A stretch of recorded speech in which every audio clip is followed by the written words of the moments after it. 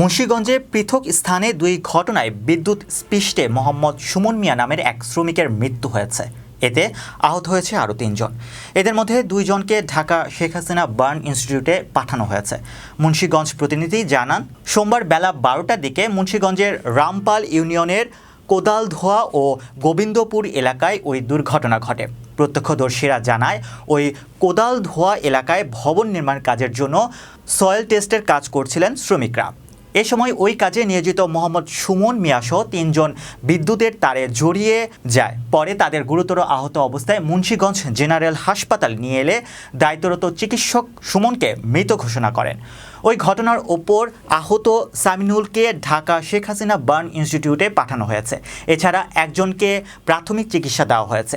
অপরদিকে একই ইউনিয়নের গোবিন্দপুর এলাকায় নির্মাণাধীন ভবনে কাজ করার সময় মনা নামে এক শ্রমিক বিদ্যুতের তারে জড়িয়ে গুরুতর আহত হয়। তাকে উদ্ধার করে মুন্সিগঞ্জ জেনারেল হাসপাতালে নিয়ে এলে উন্নত চিকিৎসার জন্য তাকেও ঢাকা শেখ হাসিনা বার্ন ইনস্টিটিউটে পাঠানো হয়েছে। তার অবস্থা আশঙ্কাজনক বলে জানিয়েছে চিকিৎসক।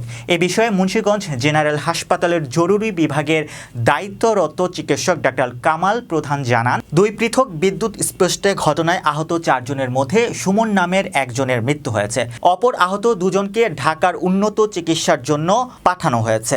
এদের মধ্যে একজনের অবস্থা আশঙ্কাজনক। এছাড়া একজনকে প্রাথমিক চিকিৎসা দিয়ে ছেড়ে দেওয়া হয়েছে বলেও জানান তিনি।